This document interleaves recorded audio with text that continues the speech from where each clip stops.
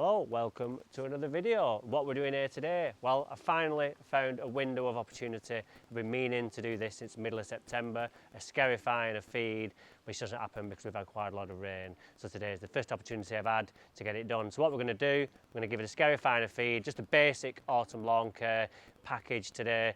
We've had a few mysterious yellow spots come over the last few months with the weather that we've had. We've put it down to a bit of leaf spot, so hopefully an autumn feed will bring that right back. So let's crack on.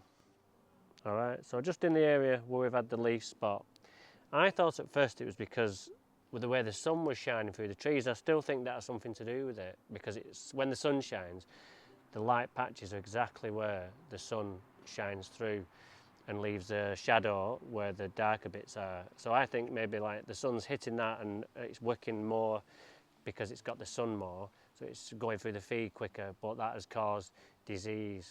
So that's what I put it down. So I've asked a few people, one trustworthy source, and he says to probably leaf spot, just because of the temperatures we've had. You know, these grasses aren't designed for 35, 36, 37 degrees is what we've had for a prolonged period. And then with it being really wet as well, this has just come in and taken over me. If you have a look over on the other lawn as well, exactly the same. So it's not been a great last 2 months here. And since the sterling went back, I've not really done much to it, to be honest, because just been busy with other things, and it's just not as easy to do. You know, once you get used to that sterling, it was really did make a lot of difference in terms of ease and then, you know, wanting to do the jobs. So we're going to give it a scarify with the outlet today, same as we did the other day. So I've already done a test pass, you can see already. I've just done one band round and we've got all that out. So yeah, it's not looking in the best condition, but we'll get it back ready for the winter. Like I say, I would normally do this end of August like last year, and then we'll be away, but just had too much on and weather and just a few other things, and just not been able to get on it. So that's my excuse, but we're going to put it right today. So we're on a different height setting than we were at Steve's the other day, because that is a dwarf, right? It's a lot shorter, so we needed to drop it down a lot more. So I've tried it on that, and it just was getting stuck. So I've raised it up, and it's just at a nice height now, but it's just taking a little bit out, and then we'll get on it with the hater and trim it right down, get a feed on, and then we'll be away. So I would like to spray today, but as you can see, it's just really windy, and it'd just be kind of bad practice to spray today because you wouldn't get that accuracy that you need. So let's start this up and we'll get going.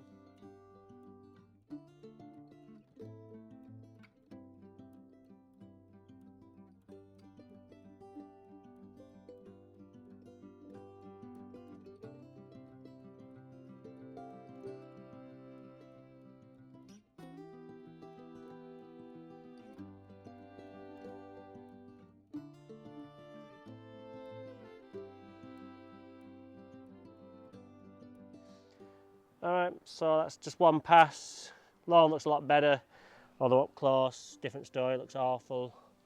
So all the grasses are pointing the right way, so that's why we get that really defined look, but you can see all the yellowing from the leaf spot doesn't look that good. Still got to do that bit, and then that bit over there again. Look how bad that is, awful. So that side really does need some attention, but we're going to focus on this side today just because the weather, although it's nice at the minute, is due to turn later. So when I get done, so just looking in the box again, just like it stays, all this horrible rotting necrotic growth, let's get that out. All that is all the side shoots that have grown and then rotted down as they regenerate, and we get this out, and this is all the thatch. And if we don't get this out, this is why you end up with a spongy lawn, because that just sits in the surface and then your grass starts going through it. And then that's how you get the spongy lawn. So you can imagine that being on there, say spongy it is. So that's what happens on the actual grass. So getting all this out means we can get it back to soil level and stop that sponginess from happening.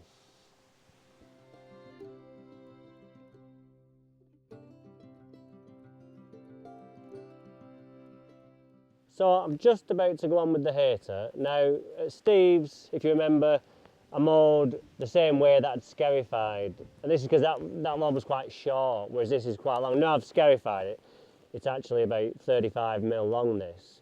So we really want to be taking as much of that off as we can. So what I'm going to do is, because it's all flat, if I went on with the hater, with the way that we've already done it, it's just going to roll over a flat surface and it's not really going to take much off. So what I'm going to do is, I'm going to go against the grain, and then the front of the hater has these little grooves which will pick up the grass, and then we'll cut it, and we'll to cut it a lot shorter.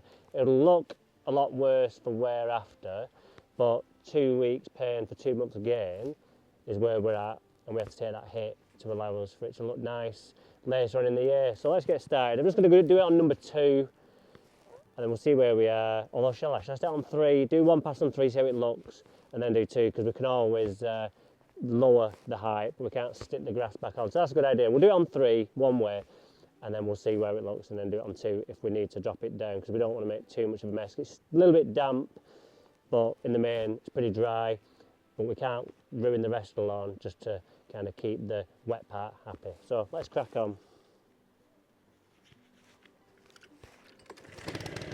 Off we go.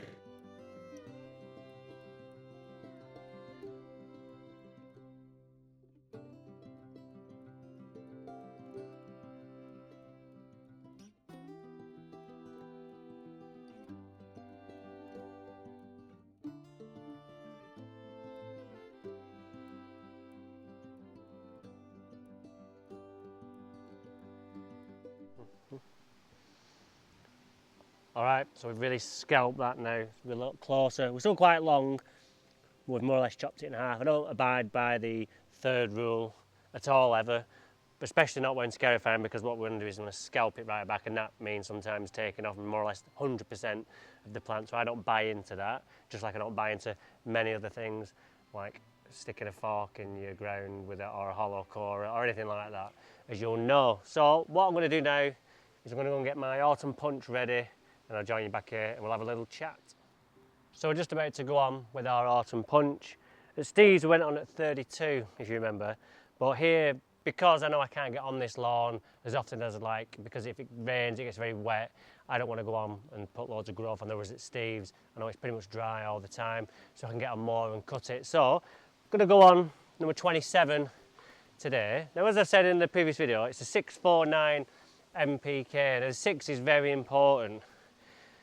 What form of nitrogen is it? At this time of year, we put ammonium nitrate in there because it can be taken up by the plant straight away. If there was like urea in there, which is more of a summer fertiliser, that has to be broken down by the bacteria in the soil before it can be taken up. So at this time of year, when the biology is on the decline, you're not going to get that same uptake as you would with the ammonium. So that's why that goes in. And the amount is very important as well. We go on with a lower amount of nitrogen because we don't want to stretch that cell wall. Now if you imagine taking 2 balloons, which are exactly the same, that being your cell wall, you take a pin, in which this case is a disease, and then we breathe into the balloon and we're going to class it as our nitrogen. If we put too much air in, or nitrogen, and we stretch that wall beyond its limits, when the disease comes along, which in this case is a pin, and we prick it, it's going to break easily. Whereas if we take that same balloon, which is our cell wall again, fill it with less nitrogen, and then hit it with a pin, which is a disease, you can see that the disease or the pin is harder to get through to that balloon and break it. So that's why the nitrogen content is very important. We don't want to be putting loads in because it makes our plant a lot weaker, just as you've seen with the balloon. So hopefully that explains then why we go with a lower amount of nitrogen in the winter. So all we need to do now is put it on and then get the hell out of here.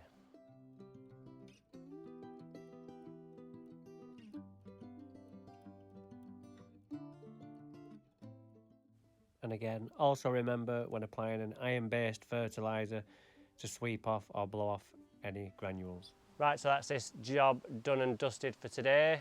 Let's just have a recap what we've done.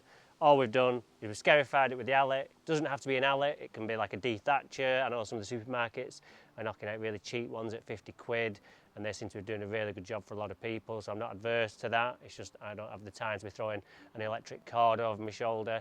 Then we cut it with the hater. Again, it doesn't have to be a hater, it can just be a El Cheapo from somewhere, but as long as we get rid of that grass, it doesn't matter. So there's no excuses saying like, oh, I've got the best equipment. That's just because I do a lot of it and it would break if I bought the cheaper stuff.